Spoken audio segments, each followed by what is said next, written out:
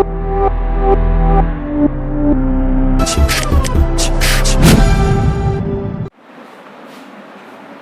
দেখ, এখন যেই চ্যাপ্টারটা তোদের সামনে আলোচনা করছি, ঠিক আছে, সেই চ্যাপ্টারের নাম হচ্ছে মার্জিনাল কস্টিং। ঠিক আছে, লেখ। আজকে আমরা ফোর্থ সেমিস্টারে কস্টের ফার্স্ট চ্যাপ্টারটা করাবো, সেই চ্যাপ্টারের নাম হচ্ছে মার্জিনাল কস্টিং। লেখ, হেডিং দে, হেডিং ডাল, মার্জিনাল কস্টিং। মার্জিনাল কস্টিং আমরা ক্লাস 11 থেকে ইকোনমিক্সের একটা টপিক পড়েছিলাম, মার্জিনাল কস্ট। ঠিক আছে, এই মার্জিনাল কস্টকে বাংলায় বলা হয় প্রান্তিক ব্যয়। ঠিক আছে, এই প্রান্তিক ব্যয় কাকে বলে, প্রান্তিক ব্যয় কাকে বলে আমি বুঝিয়ে দিচ্ছি, একটা উদাহরণ দিয়ে ব্যাপারটাকে পুরো ক্লিয়ার করে দিচ্ছি। আমরা ইকোনমিক্সে পড়ে এসেছি, ফার্স্ট সেমিস্টারও ইকোনমিক্স পড়েছিলাম, থিওরি অফ কস্ট, সেখানে শিখেছিলাম মার্জিনাল কস্ট কি, ওই সেই জিনিসই শিখবো এখন। ঠিক আছে, আমি তাহলে শেখাচ্ছি মার্জিনাল কস্ট জিনিসটা কি। সাপোজ দ্যাট, ঠিক আছে, 100 ইউনিট, ঠিক আছে, 100 ইউনিট কোনো প্রোডাক্ট তৈরি করতে, 100 ইউনিট কোনো প্রোডাক্ট তৈরি করতে ধর আমার 1000 টাকা খরচ হয়েছে। ঠিক আছে, 100 ইউনিট প্রোডাক্ট তৈরি করতে ধর 1000 টাকা খরচ হয়েছে। এবার ধর 101 ইউনিট প্রোডাক্ট তৈরি করব, 101 ইউনিট প্রোডাক্ট তৈরি করবো। মন দিয়ে শুনিস, কিন্তু কোশ্চেনটা মন দিয়ে শুনিস। 100 ইউনিট তৈরি করতে 1000 টাকা খরচ হয়, জানিস 101টা ইউনিট তৈরি করতে নিশ্চয়ই একটু বেশি খরচ হবে। ঠিক আছে, তো বলছে, তোকে বলেই দিয়েছে 101টা ইউনিট তৈরি করতে তোর 1008 টাকা খরচ হয়েছে। আমাকে বলতে পারবি কি অতিরিক্ত একটা ইউনিট তৈরি করতে অতিরিক্ত কত টাকা খরচ হয়েছে? 8 টাকা। 100টা ইউনিট তৈরি করতে 1000 টাকা খরচ হয়েছে। আরে নর্মাল বলছি, আমি নর্মাল একটা উদাহরণ বলছি। তাহলে পেন, 100টা পেন তৈরি করতে খরচ হয়েছে 1000 টাকা। এবার যখন 101টা পেন তৈরি করি, এক্সট্রা যখন আরো একটা পেন তৈরি করলাম, আমার তখন 1008 টাকা খরচ হলো। কত টাকা এক্সট্রা খরচ হলো? 8 টাকা। এই যে 8 টাকা বেরোলো, এটাকেই বলে মার্জিনাল কস্ট। ঠিক আছে, এটাকেই বলে মার্জিনাল কস্ট। বোঝা গেল মার্জিনাল কস্ট কি? এগুলো ছোটবেলায় তোরা 11 থেকে শিখে আসছি ইকোনমিক্সে। ঠিক আছে, ফার্স্ট সেমিস্টার ইকোনমিক্সে শিখেছি মার্জিনাল কস্ট কি, সেটাই এখানে শিখছি। তো মার্জিনাল কস্ট কিছুই না, ডেফিনেশন যেটা যদি আমাকে বলবো এইটা দেখেই বলতে পারবো, অতিরিক্ত একটা ইউনিট, মানে এটা এমসি বলে দিচ্ছি, অতিরিক্ত একটা ইউনিট। ঠিক আছে, অতিরিক্ত একটা ইউনিট তৈরি করতে যে অতিরিক্ত খরচ হয়, ঠিক আছে, বুঝতে পারছিস তো? Additional 1 unit. ঠিক আছে, অ্যাডিশনাল 1 ইউনিট, অতিরিক্ত একটা ইউনিট তৈরি করতে যে অতিরিক্ত খরচ হচ্ছে তাকেই বলে মার্জিনাল কস্ট। ঠিক আছে, তো বোঝা গেল? তো সেটাই বলছি, অতিরিক্ত একটা ইউনিট তৈরি করতে যে অতিরিক্ত খরচ করা হয় তাকেই বলা হয় মার্জিনাল কস্ট। যদি আর একটা উদাহরণ যদি তৈরি করি, পাশেই করি, এই 100টা ইউনিট তৈরি করতে সাপোজ আমার 1000 টাকায় লেগেছিল। এবার ধর 101টা ইউনিট তৈরি করতে আমার লাগলো 1050 টাকা। ঠিক আছে, কত টাকা এক্সট্রা খরচ হলো? 50 টাকা। এটাই হচ্ছে মার্জিনাল কস্ট। অনেকে মার্জিনাল কস্টের ফর্মুলা দেখ, আমি শিখিয়ে দিচ্ছি, জেনে রাখ ব্যাপারগুলো। মার্জিনাল কস্টের ফর্মুলা তোকে শেখাচ্ছি, যেটা তোরা ইকোনমিক্সে শিখেছিস। Delta TC by delta Q, এই অঙ্কটাই যদি বলি ডেল্টা টিসি কত, আরে এটাই টিসি, এটাই টিসি, এটাই টিসি। ডেল্টা টিসি, ডেল্টা মানে পরিবর্তন, চেঞ্জ। টিসির চেঞ্জ কত হয়েছে এখানে? টিসির চেঞ্জ কত হয়েছে বল? আরে 8 টাকা। টিসির চেঞ্জ হয়েছে 8 টাকা। আর কিউ মানে এই যে ইউনিটের কত চেঞ্জ হয়েছে? 1 হয়ে গেল। 8/1 8 হয়ে গেল। বোঝা গেল এমসি। আর একটা ফর্মুলা হয়, আর একটা ফর্মুলা কি হয় জানিস তো? এমসি বের করার ফর্মুলা হচ্ছে টিসিএন মাইনাস 1। মানে কি? ধর আমাকে বলেছে এমসি বের করতে, 8টা কি করে বের করলাম? টিসিএন। ঠিক আছে, কত ছিল মানে অ্যাকচুয়ালি দেখ ভালো করে বোঝা, এমসি বের করার ফর্মুলা এই যে আমি বের করবো তো, 1000 ছিল, 1008 হলো, কত বললো? 8 টাকা। এই 8 টাকা কি করে বের করলাম? এইটা মাইনাস ওপরেরটা, মানে total cost 101 unit total cost minus, এই দেখ আমি লিখছি টিসি 101 মাইনাস টিসি 101 মাইনাস 1, মানে বুঝতে পারলি তো? TC 101 minus TC 100। টিসি 101 কত ছিল? 1008, আর টিসি 100 কত? 1000। তাহলে বুঝতে পারলি 8 টাকা কি করে বেরোলো? ফর্মুলা আকারে বললাম, ফর্মুলার আকারে বোঝালাম ব্যাপারটা। তাহলে মোটামুটি একটু বোঝা গেল মার্জিনাল কস্ট জিনিসটা কি। এবার তোরা সবাই জানিস, ঠিক আছে তো? এটা সেরকম টোকার কিছু নেই, এটা ইকোনমিক্সের জিনিস শিখেছিস। যেটা টুকতে হবে তোকে, এটা জানিস তোরা, টোটাল কস্টকে আমরা কবে ভাগ করতে পারি তোরা জানিস তো? টোটাল কস্ট দুটো ভাগ আছে, একটা ফিক্সড কস্ট আর একটা ভেরিয়েবল কস্ট। ফিক্সড কস্ট আর ভেরিয়েবল কস্ট যোগ করলেই আমাদের কি বেরিয়ে যায়? টোটাল কস্ট বেরিয়ে যায়। বেসিক্যালি কোনো প্রোডাক্ট তৈরি করতে গেলে এই দুটো কস্ট লাগে। কোনো প্রোডাক্ট তৈরি করতে গেলে ফিক্সড কস্ট ভেরিয়েবল কস্ট দুটোই লাগে। ঠিক আছে, প্রোডাক্ট কস্ট লাগে। এইবার দেখ, তোরা তো শুনেছিস ম্যাটেরিয়াল নাম তো শুনেছিস, সেকেন্ড সেমিস্টারে কস্ট শিট করেছি, ম্যাটেরিয়ালস, লেবার, ওভারহেড, ঠিক আছে তো, ম্যাটেরিয়াল, লেবার, ওভারহেড শিখেছি আমরা। তো ম্যাটেরিয়াল, লেবার, ওভারহেড যে কোনো কস্টই করি না কেন, কোনো প্রোডাক্টের কস্ট, যে কোনো একটা প্রোডাক্টের কস্ট তৈরি করতে গেলে ম্যাটেরিয়াল, লেবার, ওভারহেড অবশ্যই লাগে, অবশ্যই ম্যাটেরিয়াল, লেবার, ওভারহেড ছাড়া কখনোই কোনো প্রোডাক্টের কস্ট বের করতে পারবো না। তো এটা আমরা শিখে এসেছি, ঠিক আছে। তারপর তার ইউনিট কস্ট, ইউনিট কস্ট বলছি, ইউনিট কস্ট বলে কিছু জিনিস হয়, এগুলো আমরা শিখে এসেছি। Job cost, batch cost, contract cost, process costing বা প্রসেস কস্ট বললাম। দেখ ইউনিট কস্ট কোথায় লাগে, ইউনিট কস্ট কোথায় লাগে জানিস? দেখিস ইট তৈরি হয়, ইটের ভাটা দেখেছিস তো, সেখানে 1000 ইট বলে ইউনিট কস্ট, 1000 ইট ইউনিট কস্ট লাগে। সেই ইউনিট কস্ট তৈরি করতে গেলেও তোর ম্যাটেরিয়াল, লেবার, ওভারহেড লাগছে। জব কস্ট করতেও তোর ম্যাটেরিয়াল, লেবার, ওভারহেড লাগছে। জব কস্ট কোথায় ইউজ হয় জানিস? ওই ফিনাইল তৈরি হয়, ফিনাইল তৈরি হয়, ওখানে জব কস্টটা লাগে, ঠিক আছে। তারপর ব্যাচ কস্ট কোথায় লাগে জানিস? ব্যাচ কস্টটা লাগে মেডিসিন, মেডিসিন একটা মেডিসিন হয় না, ওদের সব ব্যাচ আকারে হয়, বুঝলি, ব্যাচ আকারে হয়, অনেকগুলো মেডিসিন একবারে হয়, ব্যাচ কস্ট, ঠিক আছে। তারপর কন্ট্রাক্ট কস্ট, যে সমস্ত বড় বড় কনস্ট্রাকশন বিজনেস হচ্ছে সেখানে কন্ট্রাক্ট কস্টটা কাজে লাগে। আর কি বলেছে? প্রসেস কস্ট, সমস্ত প্রসেসিং হয় সেইখানে কস্টগুলো লাগে। তো এইগুলো তোদের সব সেকেন্ড সেমিস্টারে শিখে এসেছিস। অ্যাকচুয়ালি এইগুলোকে কি বলে জানিস? এইগুলোকে বলে ক্যালকুলেট কস্ট, এইগুলোকে বলে সব ক্যালকুলেট কস্ট।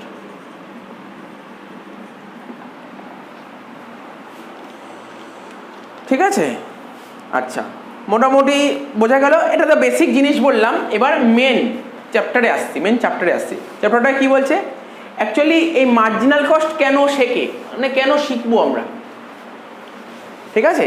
এই দেখ, এইগুলো হচ্ছে সব ক্যালকুলেট কস্ট, যেগুলো আমরা সেকেন্ড সেমিস্টারে শিখে এসেছি, সেকেন্ড সেমিস্টার শিখে নিয়েছি। এগুলো সব ক্যালকুলেট কস্ট। আর কোনো প্রোডাক্ট তৈরি করতে গেলে ফিক্সড কস্ট, ভেরিয়েবল কস্ট দুটোই লাগে, প্রোডাক্ট কস্ট, ঠিক আছে। অ্যাকচুয়ালি যেটা বলছি আমি, এই চ্যাপ্টারটার নাম হচ্ছে মার্জিনাল কস্টিং। আমাদের ডিসিশন নিতে সাহায্য করে মার্জিনাল কস্ট। মার্জিনাল কস্ট কেন শিখতে হয়? ডিসিশন নেব, সিদ্ধান্ত নিতে হবে, বুঝতে পারলি? মার্জিনাল কস্ট কেন করবো আমরা? কোনো কিছু ডিসিশন নিতে হবে যে এটা আমার করা উচিত কি করা উচিত না, এগোনো উচিত কি এগোনো, ডিসিশন নিতে সাহায্য করে মার্জিনাল কস্ট, আর কিছুই না, ঠিক আছে। তো মার্জিনাল কস্টে ওই দুটোই বললাম, মার্জিনাল কস্টে দুটো কস্ট নিয়ে আলোচনা করা হয়,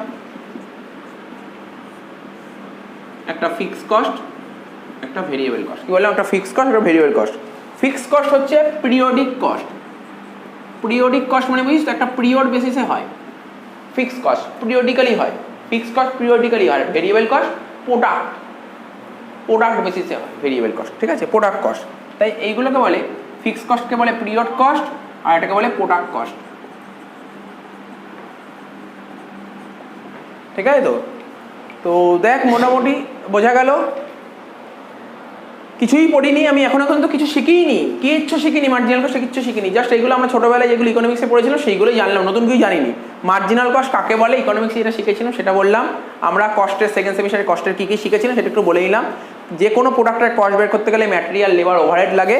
আচ্ছা, আমরা এগুলো আগেই শিখে এসেছি। ইউনিট কস্ট কি, ইউনিট কস্ট, জব কস্ট, ঠিক আছে। আমরা ম্যাটেরিয়াল, লেবার, ওভারহেড ওই চ্যাপ্টারগুলো ছিল না, ওইগুলো শেখার পরপরই তোরা মনে করার চেষ্টা কর। ইউনিট কস্ট শিখেছিলাম, জব কস্ট শিখেছিলাম, ব্যাচ কস্ট শিখেছিলাম, তারপর কি শিখেছিলাম তোর কন্ট্রাক্ট কস্ট শিখেছিলাম, প্রসেস কস্ট, এই সমস্ত কস্টগুলো শিখেছিলাম, ঠিক আছে। এই কস্টগুলোকে বলা হয় ক্যালকুলেট কস্ট, ঠিক আছে। আচ্ছা, আর কি? আর এই মার্জিনাল কস্ট, মার্জিনাল কস্টে করতে গেলে দুটো কস্ট তোকে জানতেই হবে, fixed cost, variable cost. Fixed কস্টে কোনো পিরিয়ড বেসিসে হয়, আর ভেরিয়েবল কস্টটা কি কোনো প্রোডাক্ট বেসিসে হয়, ঠিক আছে। তো তো এইগুলো কিছু টোকার দরকার নেই, জাস্ট এমনি বোঝালাম। এবার এই চ্যাপ্টার করতে গেলে কিছু কিছু তোকে অনুমান করতে হবে, মানে অ্যাজাম্পশন করতে হবে, যে অ্যাজাম্পশনের উপর বেস করে এই চ্যাপ্টারটা এগোবে, সেইটা লেখাচ্ছি, সেটা তোদের লেখা দরকার আছে, ঠিক আছে। তো আর একটা কি বললাম, মার্জিনাল কস্ট কি, কেন করি আমরা? ডিসিশন নিতে। এখন আমাকে কোশ্চেন করতে পারে, আচ্ছা মার্জিনাল কস্ট কেন শিখবো? কোনো ডিসিশন নিতে, এই প্রোডাক্টটা তৈরি করবো কি তৈরি করবো না, আমাকে ডিসিশন নিতে এই সাহায্য করে, ঠিক আছে। ডিসিশন নিতে সাহায্য করে, আর কিচ্ছু না। ডিসিশন নেওয়ার জন্য এই চ্যাপ্টারটা আমাকে শিখতে হবে, ডিসিশন নেওয়ার জন্য। বোঝা যাচ্ছে ব্যাপারটা কি বললাম? যেটা বলছিলাম, লেক fixed cost is irrelevant for decision making. Fixed cost is irrelevant. Irrelevant মানে জানিস অপ্রাসঙ্গিক, ঠিক আছে। fixed cost is irrelevant for decision making. For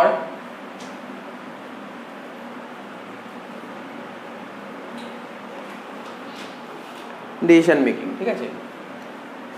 তার মানে আমি কি বলছিলাম, মার্জিনাল কস্টের সময় দুটো কস্টের কথা বললাম না? কি কি কস্ট বললাম?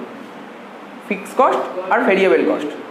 যে কোনো প্রোডাক্ট তৈরি করতে গেলে ফিক্সড কস্ট, ভেরিয়েবল কস্ট দুটো কস্টই লাগে। কিন্তু মার্জিনাল কস্ট কি শেখায় আমাদের? এই প্রোডাক্টটা তৈরি করবো কি তৈরি করবো না ডিসিশন নিতে সাহায্য করে। তার মানে এই চ্যাপ্টার তোকে বলছে ডিসিশন নিতে সাহায্য করে, এবং ও শুরুতেই ওর একটা বলে দিল তুমি এটা ধরেই চলবে, ফিক্সড কস্ট অপ্রাসঙ্গিক। বলছে fixed cost is irrelevant for decision making. কোনো কিছু ডিসিশন নিতে ফিক্সড কস্টের কোনো ম্যাটার করেই না। তার মানে এটা কিন্তু মাথার মধ্যে ঢুকিয়ে ফেলতে হবে। মানে যে কোনো জিনিস আমরা আগে ছোটোবেলায় যখন শিখেছিলাম থিওরাম, যাকে বলে উপপাদ্য করার সময় কিছু অনুমান করে রাখতে হতো, অনুমান করে আমরা এগোতে পারতাম। তো অনুমান না করলে এগোবো কী করে? তো এটা একটা অনুমান বলতে পারি। তাই বলছে fixed cost is irrelevant for decision. Irrelevant মানে অপ্রাসঙ্গিক। ডিসিশন নিতে গেলে ফিক্সড কস্টের কোনো কাজই নেই, কোনো ফাংশনই নেই। আমি এটা প্রমাণ করে দেখাবো ফিক্সড কস্টের ফাংশন নেই, আমি প্রমাণ করে দেখাবো, এক্ষুনি প্রমাণ করে দেখাবো, ঠিক আছে তো? আচ্ছা, কি বলেছে পাশে লেখ অ্যাজাম্পশন। কি কি অ্যাজাম্পশন? এখানে লিখছি assumption of marginal costing. Assumption of marginal costing. Marginal costing করতে গেলে কি কি অ্যাজাম্পশন করতে হয় সেটাই লিখছি তোদের। লিখছি কথাগুলো, লিখবি কি? Selling price per unit, selling price per unit is fixed. কি বললাম? Selling price per unit is fixed. আরে ভাই, মার্কার পেন 25 টাকা করেই মার্কেটে বেচবো, এটা ফিক্সড আছে। হ্যাঁ, বাড়তেও পারে, কখনো কোনো মার্কেট আপ ডাউন হতে পারে, কিন্তু বেসিক্যালি এটা হবে selling price per unit fixed. আর কি অ্যাজাম্পশন করবো? Variable cost per unit fixed. Variable cost per unit is fixed. Basically এটাই হয়, ঠিক আছে? কিন্তু কখনো কখনো চেঞ্জ হয়, যে সেলিং প্রাইস বাড়তেও পারে, সেলিং প্রাইস কমতেও পারে, কিন্তু ম্যাক্সিমাম কেসে selling price per unit fix থাকবে। ভেরিয়েবল কস্টও তাই, ম্যাক্সিমাম কেসে পার ইউনিট ফিক্স থাকবে, কিন্তু বাড়তেও পারে কমতেও পারে। আমরা সব অঙ্কে আসবো, সব ডিটেলস আসবে, কিছু নেই। এই চ্যাপ্টারটা সবাই মুখস্থ করে, ফর্মুলা মুখস্থ করে, আমি শিখিয়ে দেবো। ফর্মুলা মুখস্থ না করে এই চ্যাপ্টার কত সোজা করা যায়, সোজাভাবে করা যায় ফর্মুলা মুখস্থ না করে, ঠিক আছে তো? 3 নম্বর,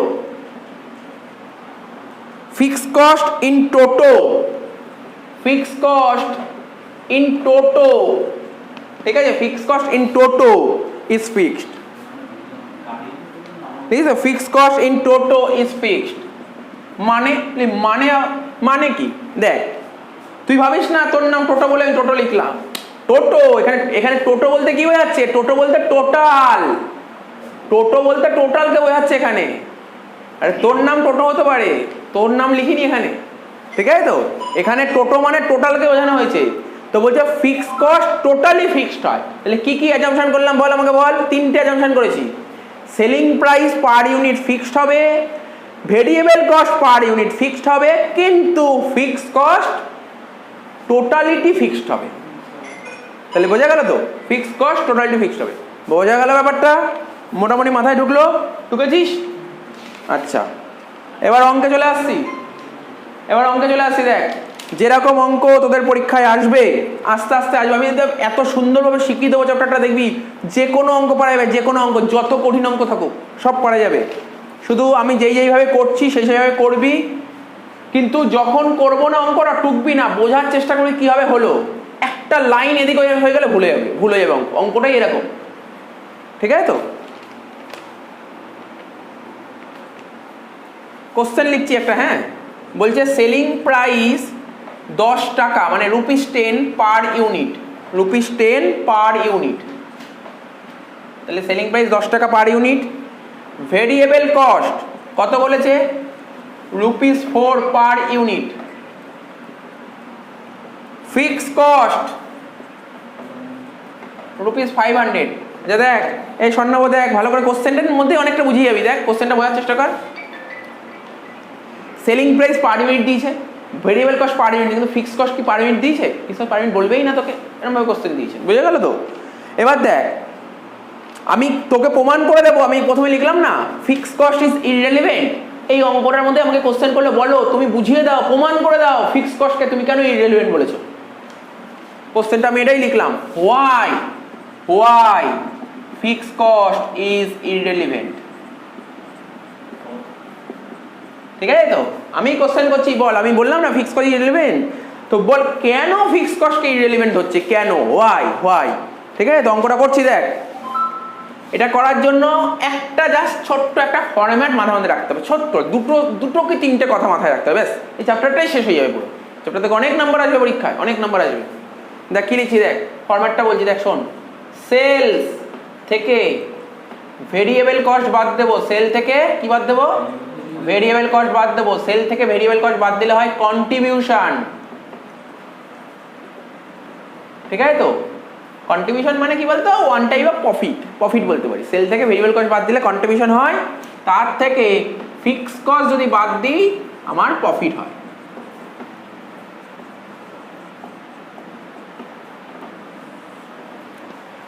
স্যার এইটুক মনে রাখলে অঙ্ক হয়ে যাবে, হ্যাঁ চ্যাপ্টার শেষ। শুধু এই চারটে কথা মাথায় রাখলে চ্যাপ্টারটাই শেষ হয়ে যাবে, শুধু এইটুক মাথার মধ্যে রাখলে চ্যাপ্টারটাই শেষ। না জানি একজনে এক পাতা দু পাতার ফর্মুলা মুখস্থ করে, আমি শিখিয়ে দেবো দু পাতা ফর্মুলা মুখস্থ করতে হবে, শুধু এই চারটি জিনিস মাথায় রাখলে ফর্মুলা, এই চ্যাপ্টারটা শেষ হয়ে যাবে, সব ফর্মুলা মুখস্থ হয়ে যাবে। দেখ শোন, আমাকে কি প্রমাণ করতে বলেছে, আমাকে বলেছে তুমি প্রমাণ করে দাও ফিক্স কস্ট ইজ ইররিলেভেন্ট। আমি প্রমাণ করছি, তোকে প্রমাণ করছি। দেখ একটা ইউনিট, এখানে এক লিখলাম, স্যার এক মানে একটা ইউনিটের কথা বলছি, এক মানে একটা ইউনিটের কথা বলছি। তো বল না, সেলিং প্রাইস একটা ইউনিটের দাম কত বলেছে, পার ইউনিট মানে কি, পার ইউনিট মানে কি, প্রতি ইউনিট, মানে একটা ইউনিট বলতে পারি না, একটা ইউনিটের দাম 10 টাকা, এখানে 10 লিখলাম, লিখতে পারি না। ভেরিয়েবল কস্ট পার ইউনিট কত বলেছে, 4 টাকা, বাদ দিলে কত হলো, কন্ট্রিবিউশন 6 টাকা। ভেরিয়েবল কস্ট জানিস, ভেরিয়েবল কস্ট মানে দেখ আমি তোকে বলছি, ধর কোনো একটা প্রোডাক্ট, ধর পেন তৈরি করবো, একটা পেন তৈরি করবো, পেন তৈরি করতে ভেরিয়েবল কস্ট কী লাগে আমি তোকে বুঝিয়ে দিচ্ছি, শোন। ভেরিয়েবল কস্ট কী লাগে পেন তৈরি করতে, আরে পেন তৈরি করতে যে ম্যাটেরিয়াল কাঁচামাল লাগে না, এটা হচ্ছে ভেরিয়েবল কস্ট। আরও আছে লেবার লাগে, ভেরিয়েবল কস্ট, আরও টুকটাক, এইগুলোকে ভেরিয়েবল কস্ট বলে, বুঝতে পারছিস তো। তার মানে ধর এইগুলো তৈরি করতে তোর 4 টাকা খরচ হলো, ভেরিয়েবল কস্ট 4 টাকা লাগলো, আর 10 টাকায় বেচে দিয়েছিস, এটা প্রফিট হচ্ছে কত, বুঝতে পারছিস তো, প্রফিট হচ্ছে 6 টাকা। এবার কিছু ফিক্স কস্ট হয় বলে, ফিক্স কস্ট কারখানায় তৈরি করবি না, ফিক্স কস্ট তো আছে, কিন্তু ফিক্স কস্ট কি আমি বলতে পারবো, তোর তো কাঠের দোকান আছে, ধর একটা ধর ফার্নিচার তৈরি করা হলো, মন দিয়ে শোন, একটা ধর খাট তৈরি করো, তুই বলতে পারবি এই খাটের জন্য বাড়ি ভাড়া এত লেগেছে, কারখানার ভাড়া, কখনো বলা সম্ভব, কখনো বলা সম্ভব না। কারখানার ভাড়া তো পুরো একটা মাসে হয়, আমার কথাটা বুঝতে পারছিস তো। ফিক্স কস্ট তো পিরিয়ডিক্যালি হয়, ওটা বুঝতে পারছিস তো। তো এটা তোকে প্রমাণ করে দেখাবো, কোনো চিন্তা করতে হবে না। তো দেখ প্রমাণ তো করতে হবে একটা, আমি এখানে সাপোজ 100 ইউনিট নিলাম, তোর মানে প্রশ্ন, স্যার কেন 100, কোথাও কোশ্চেনে বলেনি, আমাকে প্রমাণ করতে বলে fix cost is irrelevant. 1 unit করে দেখবো, আমি তোকে প্রমাণ করে দেখাবো ফিক্স কস্ট ইররিলেভেন্ট, একটু ওয়েট কর, তারা বুঝিয়ে যাবে। এখানে 100 ইউনিট, তো বল একটা ইউনিটের সেল যদি 10 টাকা হয়, তাহলে 100 ইউনিটের সেল কত হবে, 1000, নাকি বুঝিস নি। ভেরিয়েবল কস্ট কত হবে, 400, বাদ দিয়ে কত হলো, 600, সরি ফিক্স কস্ট কত বলেছিল, 500, প্রফিট কত হলো, 100, ঠিক আছে, প্রফিট হলো 100। আচ্ছা শেষ হয়নি, এবার 500 ইউনিট ধরছি, তাহলে সেলস কত হবে, 500 × 10 5000, 500 × 4 2000, রইল কত, 3000। ফিক্স কস্ট, দেখ তোরা ইকোনমিক্স পড়ে এসেছিস, ফিক্স কস্ট কাকে বলে তোকে বলছি।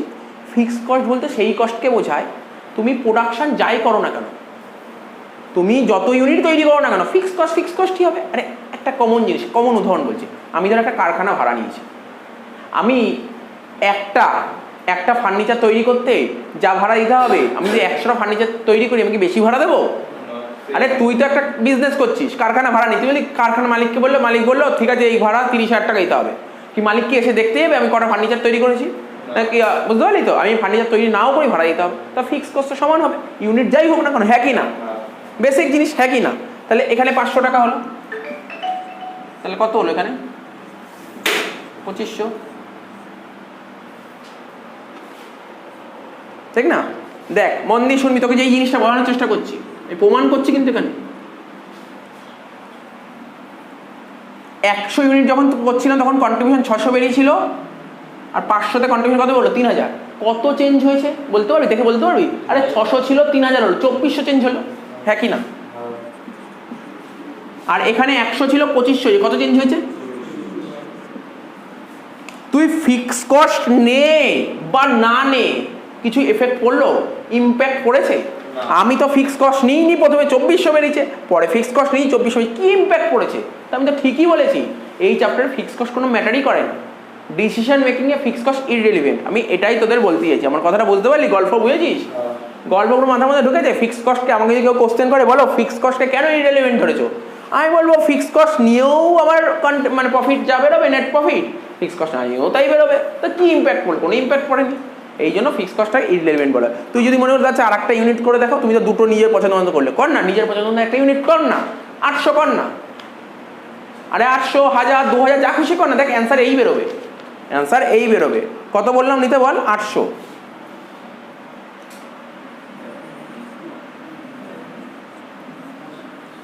তো বল 800 ইন্টু 10 কত হচ্ছে?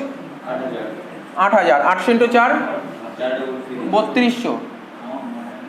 আচ্ছা 800 ইন্টু 6, আমি অ্যান্সার দিয়ে দেবো, কোনো কোশ্চেন থাকলে আমি দেবো, একটু করে দিতে দে। 800 ইন্টু 6 4800, ঠিক আছে তো? আর প্রফিট এটা কত ছিল, মানে ফিক্স কস্ট 500, 4300। দেখ এখানে 3000 ছিল, এখানে 48 হলো, কত চেঞ্জ হয়েছে? 1800 না? ঠিক আছে তো? এখানে 2500 ছিল, 4300 হলো, কত হলো? 1800। তাহলে একই তো হলো, তুই যাই ইউনিট কর না প্লিজ। এরকম অঙ্ক কোনো পরীক্ষায় দেবে না, না এটা দেয় না। আমি তোকে প্রমাণ করে, তোর মানে কোশ্চেন হলো আচ্ছা তুমি কেন বললে ফিক্স কস্ট ইররিলেভেন্ট, আমি কারণটা বলে দিন, এই কারণের জন্য ফিক্স কস্ট ইররিলেভেন্ট বলা হয়। তো যে মনে হয় টোকার দরকার টোক, না টোকার দরকার নেই, পরের অঙ্কে চলে যাবো। আচ্ছা দেখ নেক্সট অঙ্কে চলে আসি। দেখ লিখছি কি বলেছে, সেলস, যেটা ফরম্যাট বারবার একই ফরম্যাট, নতুন করে বলার কিছু নেই। সেল থেকে ভেরিয়েবল কস্ট বাদ দিলে কন্ট্রিবিউশন সি লিখলাম, তার থেকে ফিক্স কস্ট বাদ দিলে কি হবে? প্রফিট।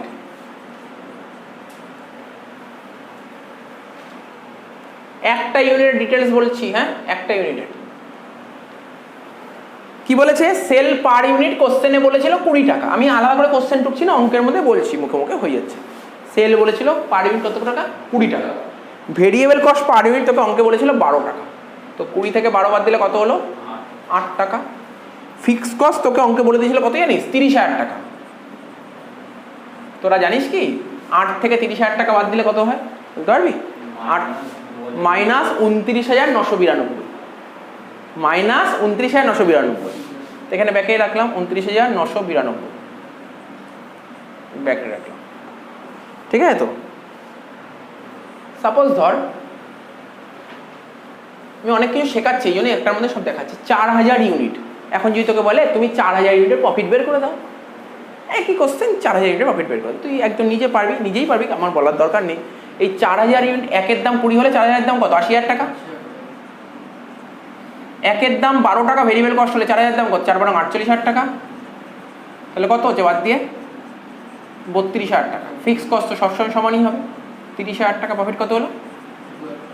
2,000 টাকা। বোঝা গেল?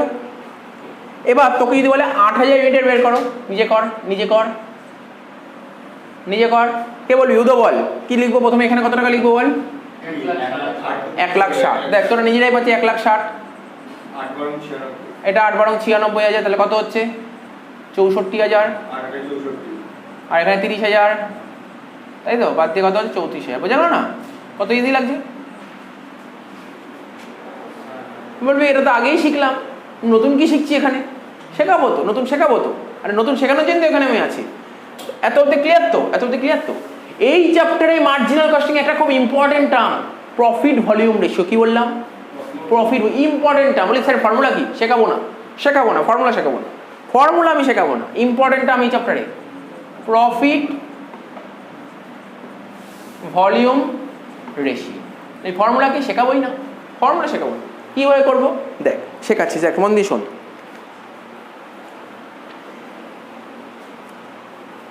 এক ইউনিটটা বলি একবার করে, তারপর দেখ আমি এক ইউনিটে যা বেরোবে 4, এটাও তাই বেরোবে, এটাও তাই বেরোবে। প্রফিট ভলিউম রেশিও এটুক মাথায় রাখ, প্রফিট ভলিউম রেশিও পার্সেন্টেজে বেরোবে। আরে ছোটোবেলায় বলছে profit ratio, GP ratio, NP ratio কিছু বেরোতো? পার্সেন্টেজে বেরোতো। তো এটা পার্সেন্টেজেই অ্যান্সার বেরোবে, প্রফিট ভলিউম রেশিও তোর পার্সেন্টেজেই বেরোবে। তো আমি একে করলে যা পার্সেন্টেজ বেরোবে, 4000 করলে সে ওই পার্সেন্টেজ বেরোবে, এখানেও ওই পার্সেন্টেজ বেরোবে। ঠিক আছে? তো দেখ এখানটা কি বলছি, সেল 20 টাকা করলে 20 টাকা সেল করে তুই কত টাকা প্রফিট পাস? কন্ট্রিবিউশন। দেখ 20 টাকা সেল করলে 8 টাকা contribution. Contribution one type of profit. Contribution হচ্ছে ওয়ান টাইপ অফ প্রফিট। 20 টাকা সেল করে 8 টাকা প্রফিট পাই। দেখ বুঝিয়ে দিচ্ছি ব্যাপারটা। দেখ এখানে লিখছি 20 টাকা সেল করলে 8 টাকা প্রফিট পাই, 1 টাকা সেল করলে 8/20 প্রফিট পাই। তাহলে 100 টাকায় কত প্রফিট পাবো? কাটাকাটি কর, 5, 40% হয়ে গেল। এটাই অ্যান্সার। তাহলে কত লিখছি? এখানে লিখছি এটা 40% বেরোলো। কি করে হলো পরে বলছি, মানে বুঝলেন 40% কি করে হলো? এবার বলি স্যার এটা তো বুঝলাম, এটা বলুন কি বলবো। 80,000 টাকা সেল করে 32,000 টাকা প্রফিট পাই। 80,000 টাকা সেল করে 32 প্রফিট পাই। একে কত? 32,000 বাই 80,000 ইন্টু 100। তাহলে কত হচ্ছে? কাটাকাটি কর, কাটাকাটি কর, ক্যালকুলেটর নে। এই আমার ক্যালকুলেটর আছে আমার কাছে, ঠিক আছে? তো 32,000 বাই 80,000 ইন্টু 100 কত হচ্ছে? 40%, তাই না? এটাও 40% বেরোচ্ছে। দেখ আমি বলেছি, আমি পুরো প্রমাণ করেই ছাড়বো। এবার দেখ এটাই যদি বলি 1,60,000 সেল করে 64,000 টাকা প্রফিট পাই, তাহলে একে কত? 64 বাই 1,60,000 ইন্টু 100 করে দেখ, 40% হবে। দেখি 40% বেরোয় কিনা। 64,000 বাই 1,60,000 ইন্টু 100 40%। তাহলে বুঝতে পারলি, যাই করি না কেন আমার 40%ই বেরোচ্ছে। তাহলে এটা কি হলে? এটাকে বলে পিভি রেশিও। PV ratio. এইবার আমি তোদের শেখাবো ফর্মুলা কি। আমি বলবো না ফর্মুলা, বল টোটো বল, আমি তোকে হেল্প করবো বলতে। বল এই যে পিভি রেশিও 40%, অনেকে জিজ্ঞাসা করে আচ্ছা বলো তো পিভি রেশিওর ফর্মুলা কি? বইয়ের প্রথম পাতা, বই খুলবি চ্যাপ্টার, এই প্রথম পাতায় লেখা আছে। এটা কি করে বের করলাম এই 40%? মানে বলি স্যার এই 40% মধ্যে এইটা কি করে বের করলাম? বল 8 খোঁজ। এখানে 8 কোথায় আছে? 8 কোথায় আছে খোঁজ। 8 কি লেখা আছে? কন্ট্রিবিউশন 8, তার মানে এখানে লিখবো কন্ট্রিবিউশন। তারপর কি লেখা আছে? এটা 20 কি লেখা আছে এখানে? খোঁজ সেলস 20, সেলস ইন্টু 100। এটা হচ্ছে ফর্মুলা। আমি মুখস্থ করেছি, আমি বললাম, আমি তোকে মুখস্থ শিখিয়েছি। কি বললাম?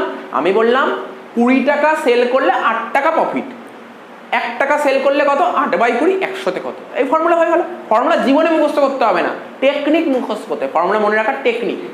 কন্ট্রিবিউশন হচ্ছে ওয়ান টাইপ অফ প্রফিট। ঠিক আছে? বোঝা গেল? দেখ ভালো করে দেখ, বারবার করে দেখ।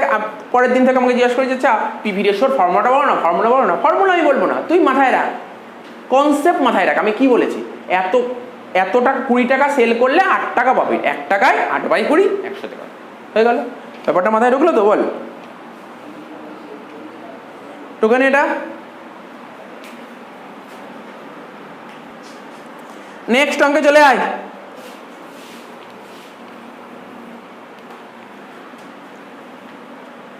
ওই একই কথা, সেলিং প্রাইস, ঠিক আছে তো, মাইনাস ভেরিয়েবল কস্ট বাদ দিয়ে কি হয়? কন্ট্রিবিউশন। তার থেকে ফিক্স কস্ট বাদ দেবো, কি হবে? প্রফিট। এখানে একটা ঘর ফাঁকা রাখলাম, কি হবে সব পরে বলবো। এবার একটা ইউনিটের ডিটেলস বলে দিয়েছে তোর কাছে। একটা ইউনিটের ডিটেলস কি কি বলেছে? 25 টাকা ছিল selling price per unit, variable cost ছিল 10 টাকা, বাদ দিয়ে কন্ট্রিবিউশন কত হয়েছে? 15 টাকা। ঠিক আছে তো? ফিক্স কস্ট তোকে অঙ্কে বলেছিল 6,000 টাকা। তো 15 থেকে 6,000 বাদ দিলে কত হয় জানিস? 15 থেকে 6,000 বাদ দিলে কত হয়? 5,915, তাই তো? সরি 5,985, 5,985। এটা ব্যাকেটে রাখ, কেন মাইনাসে বেরোচ্ছে। আর কি বলেছে? একের পর 500 ইউনিট। তাহলে বল কত হবে? এর জন্য ক্যালকুলেটর নে, ঠিক আছে?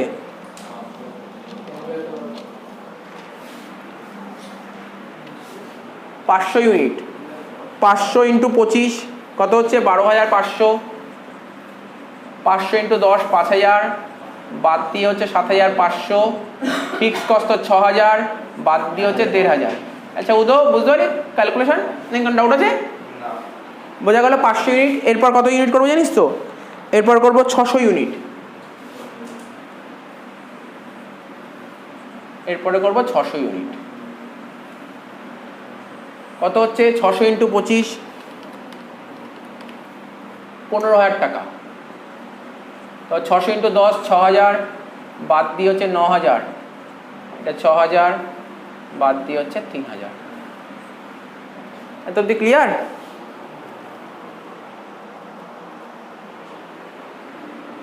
ক্লিয়ার তো অব্দি? এইবার এই অঙ্কটা এত অব্দি ঠিক আছে তো?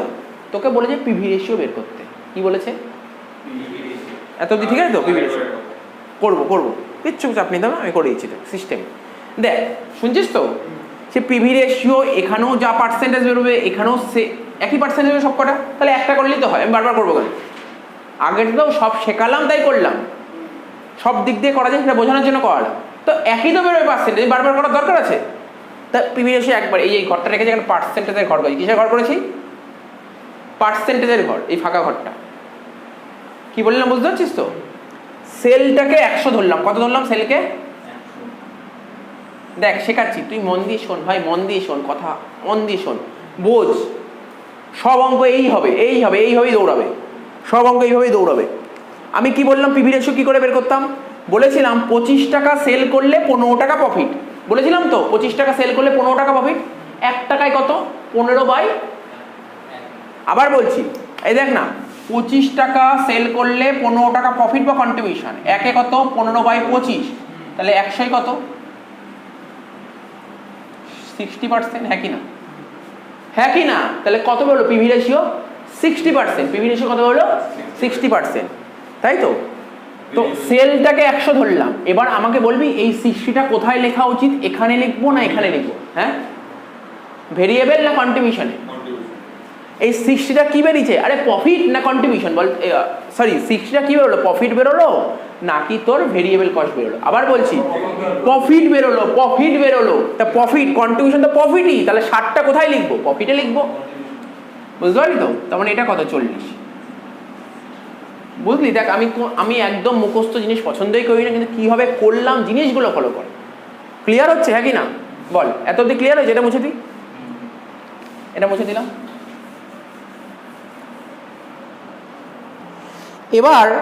এবার কি জানতে চেয়েছি জানিস?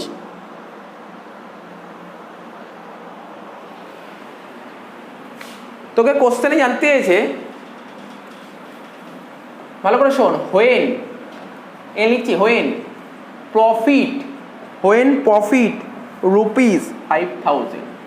বলছে যখন প্রফিট 5000 টাকা। বলেছে যখন প্রফিট 5000 টাকা, ঠিক আছে? বলেছে যখন প্রফিট 5000 টাকা, তখন নাম্বার অফ ইউনিট সোল্ড কত? বুঝলি লাইনের মানে কি বলেছে? আবার বলছি, এরকম কোশ্চেন এক্সামে আসে, ঘুরিয়ে দেয়। বলছে ভালো করে শোন, এদিক শোন ভাই, শোন। এখানে প্রফিট কত হয়েছে? 1500। এখানে প্রফিট কত? 3000। এখন তোকে জানতে চেয়েছি যদি প্রফিট যদি 5000 টাকা হয়, কত হয় প্রফিট যদি? তার মানে আমি নিশ্চয়ই প্রফিটে 5000 টাকা লিখতে পারি এখানে, হ্যাঁ কি না? বলছে প্রফিট যদি 5000 টাকা হয় তাহলে নাম্বার অফ ইউনিট সোল্ড কত? আচ্ছা বল দেখি, এখানে নাম্বার অফ ইউনিট সোল্ড কোনটা? হেল্প করি, একদম ওপরে। এটা নাম্বার অফ ইউনিট সোল্ড, এটা নাম্বার অফ ইউনিট সোল্ড, এটা নাম্বার অফ ইউনিট সোল্ড। তার মানে তোকে কি বের করতে বলেছে? এটা বের করতে বলছে, হ্যাঁ কি না? কি রে উদো, এ ভাই এদিক টাকা, বুঝতে পারলি তো? বলছে প্রফিট যদি 5000 টাকা হয় তাহলে নাম্বার অফ সোল্ড করো, মানে এটা বের করতে বলেছে। কি করে বের করি? বলি স্যার পুরো নিচ থেকে উপরে উঠুন, হ্যাঁ কি না? তুই বল না, ফিক্স কর, এখানে 6000, এখানে 6000, এখানে তো 6000ই হবে, এখানে 6000 হলো। বল কল্যাণ বল, 9 থেকে 6 বাদ দিয়ে 3 হয়েছিল। আমি ঘুরিয়ে বলতে পারি যে 3-এর সাথে 6 যোগ করে 9। ওপর থেকে যখন বিয়োগ করছিলাম নিচে নামলাম, এবার নিচ থেকে বিয়োগ থাকলে কি করবো? ওটা যোগ করব, তাই তো? 5-এর সাথে 6 যোগ করে কত হলো? 11000 টাকা। তোকে কি বের করতে বলেছে বল? ইউনিট বের করতে বলেছে।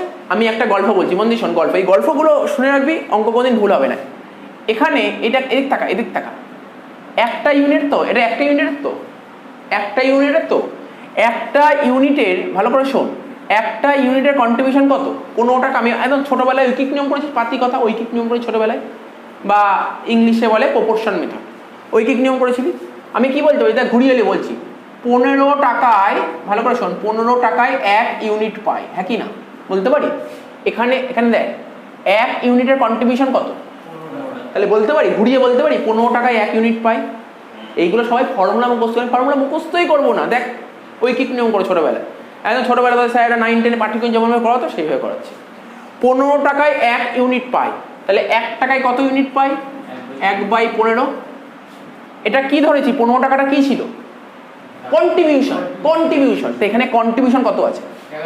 তাহলে বলতে পারি 11,000 টাকায় কত ইউনিট পাই? কি বলবো?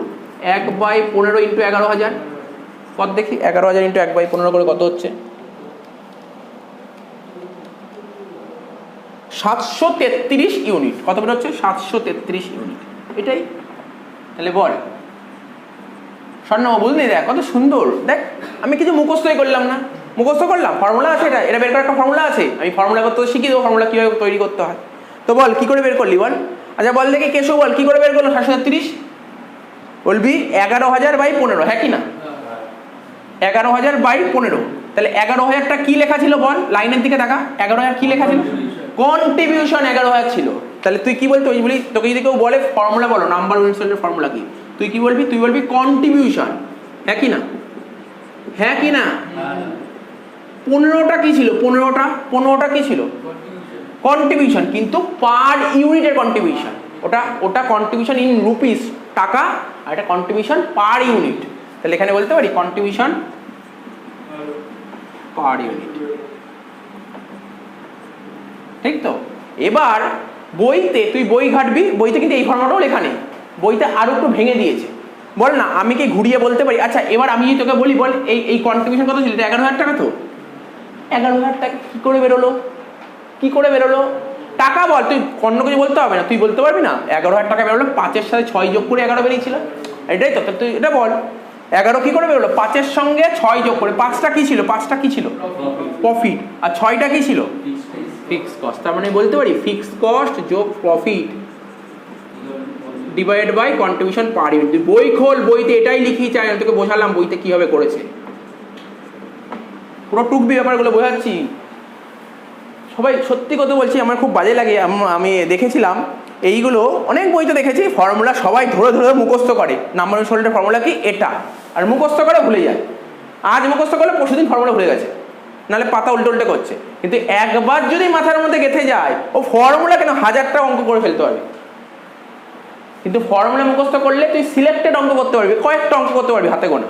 কিন্তু ফর্মুলা যদি বুঝতে পারিস, যে কোনো অঙ্ক করতে পারবি। এবার দেখ কোনটা তোদের কাছে, তোদের হাতে অপশান, ফর্মুলা মুখস্থ করবি না বুঝবি।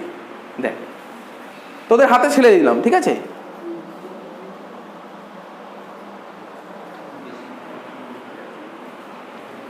আর একটা পয়েন্ট বাকি আছে, শেষ। তাহলে এতটুকুনে বুঝতে পারছিস? ভালো লাগছে চ্যাপ্টারটা? ভালো লাগছে কি, হ্যাঁ কি না বল?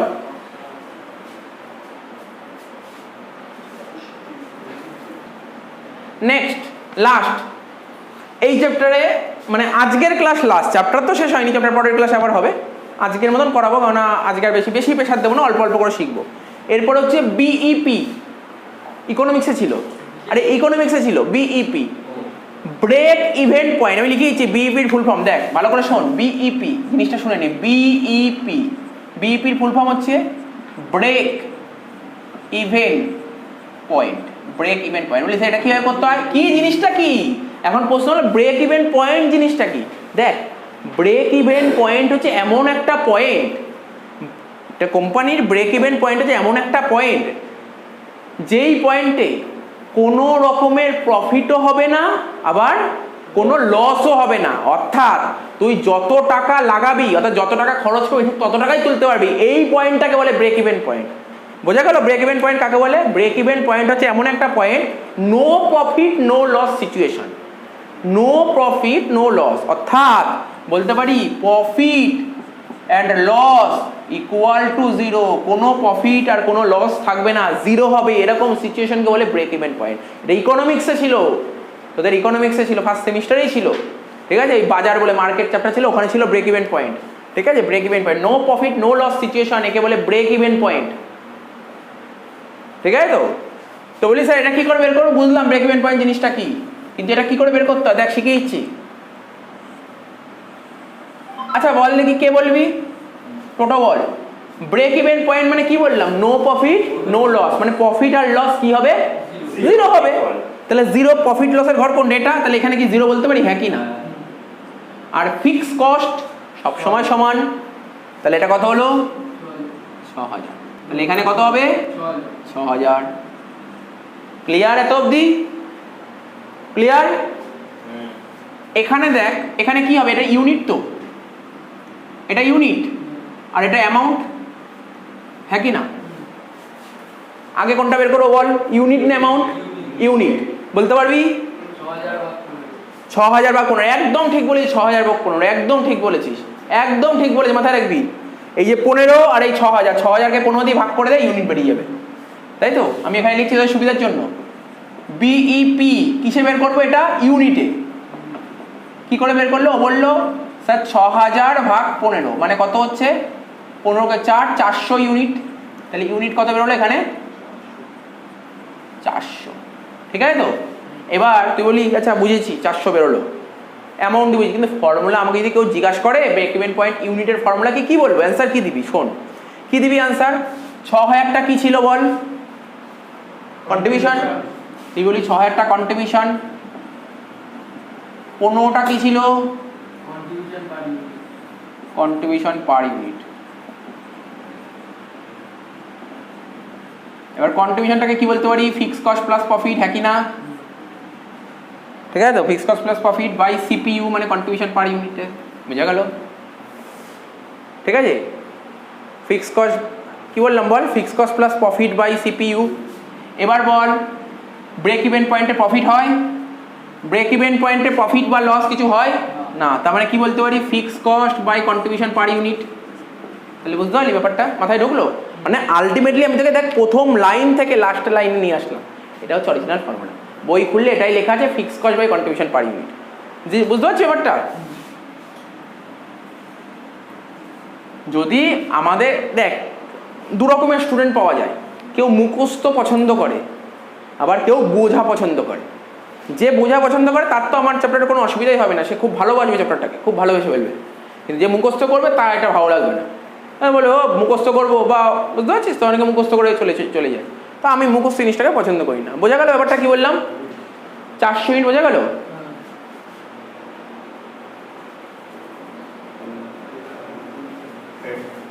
আচ্ছা আর এক লাইন বাকি আছে অঙ্কটায়, কি বাকি আছে বল কেশু, আর কি বাকি আছে, অ্যামাউন্ট, অ্যামাউন্টটা বাকি আছে তো, অ্যামাউন্ট বাকি আছে তাই তো। তো অ্যামাউন্ট ব্রেক ইভেন পয়েন্টের অ্যামাউন্ট মানে কি, ভ্যালু। তো বল স্বর্ণব বল না, অ্যামাউন্ট, এই অ্যামাউন্টটা কি করে বের করবো, আমি হেল্প করছি, ভয় পাওয়ার কিছু নেই। এটা কি করে বের করবো, দেখ এদিক টাকা বল না, এই 12500 কি করে বেরিয়েছে, বলি স্যার 500-র সঙ্গে 25 গুণ করে 12500, 600-র সঙ্গে 25 গুণ করে 15000, তাহলে বলতে পারি না 400-র সঙ্গে 25 গুণ করে এখানে অ্যামাউন্ট বেরোবে, সোজা জিনিস, বেরোবে না এটা। তাহলে কি বললাম বল, তুই বললি তাহলে 400টা কি বেরিয়েছিল বল, 400টা কি বেরিয়েছিল বল কেশু, বল 400টা কি বেরিয়েছিল, কিসের ইউনিট, ব্রেক ইভেন পয়েন্টের ইউনিট। তাহলে লিখবো BEP unit into selling price per unit, হ্যাঁ কি না। তাহলে কত বেরোলো, 400 ইন্টু 25 কত হচ্ছে 10000। এটা একটা ফর্মুলা, মাথায় ঢুকলো, এটা একটা ফর্মুলা। আর একটা ফর্মুলা হতে পারে, আর একটা ফর্মুলা হতে পারে, এটা তো বুঝতে পারলি, এই এটা তো বুঝেছিস তো। এটা কিন্তু সবসময় তো এরকম সিচুয়েশন নাও হতে পারে। আর কি হতে পারে তুই বল, আমি বোর্ডের দিকে তাকা, তুই পারবি, বলতে পারবি, এরকম ভাবিস না পারবি না, বলতে পারবি। দেখ 0 6000, এ দেখ এখানে দেখ 6000 তো হয়েছিল, আমি কি বলতে পারি, এই 6000কে যদি 60% দিয়ে ভাগ করে দিই, বুঝতে পারছিস তো। দেখ তোর যদি ডাউট হয়, যদি কোনো রকমের ডাউট হয়, সেই ডাউটটাও ক্লিয়ার করে দিচ্ছি। দেখ 60-এর সমান 6000, 100-র সমান টাকা, আরে 60-এর সমান 6000, 100-র সমান কত, তার মানে 6000কে অর্থাৎ এই টাকাকে যদি এই 60% দিয়ে ভাগ করি সেটাই বেরোবে। তাহলে আমি দেখিয়ে দিচ্ছি কি করে বেরোয়। হ্যাঁ বল, হ্যাঁ 10000 হবে, কি করে বের করলাম আমি দেখ বলছি, 6000/60 ইন্টু 100, 10000ই হচ্ছে, কি করে বেরোলো দেখ 6000টা কি ছিল বল, 6000টা কি ছিল? কন্ট্রিবিউশন। আচ্ছা তোরা এই কথাটা মাথার মধ্যে তো গাঁটতে পারিস, এখানে কি ছিল? কন্ট্রিবিউশন ছিল ফিক্স কস্ট প্লাস প্রফিট ছিল তো, তারপরের লাইনে ফিক্স কস্ট প্লাস প্রফিটটাকে ফিক্স কস্ট বলেছি। অর্থাৎ তুই একটা জিনিস মাথায় রাখ, এখানে লিখে দিচ্ছি, কোথায় লিখবো? এখানে লিখছি, এই নোটগুলো সব লিখবি। ব্রেক ইভেন পয়েন্টে ফিক্স কস্ট মানেই কন্ট্রিবিউশন, ফিক্স কস্ট মানেই কন্ট্রিবিউশন, ঠিক আছে? ব্রেক ইভেন পয়েন্টে ফিক্স কস্ট মানেই কন্ট্রিবিউশন, ঠিক আছে তো?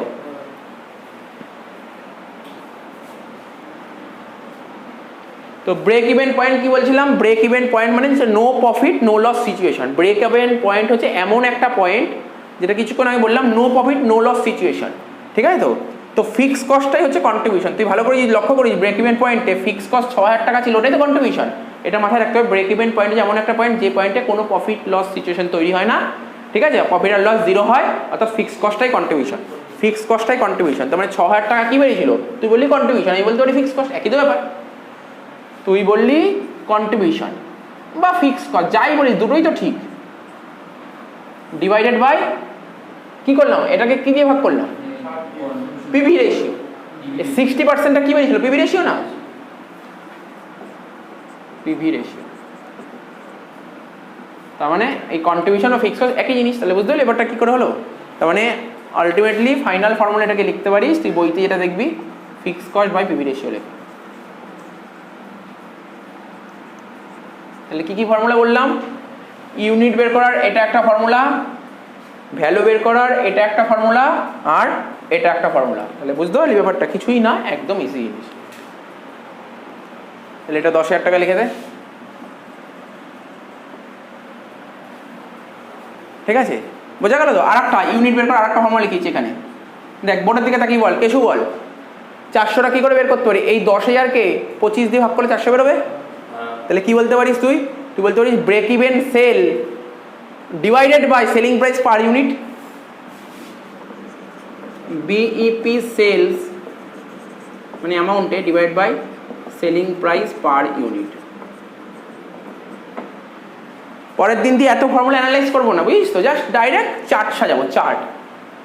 সুতরাং এটা মাথার মধ্যে ঢুকিয়ে, মাথার মধ্যে ঢুকলো ব্যাপারটা, তাড়াহুড়ার ব্যাপার নেই কিছু। ব্যাপারটা বুঝতে পারলি কিনা দেখ, আমি কীভাবে করলাম শুধু জাস্ট বাড়িতে দেখে কীভাবে হয়েছে ফর্মুলাটা, ব্যাস একবার দেখলেই হয়ে যাবে।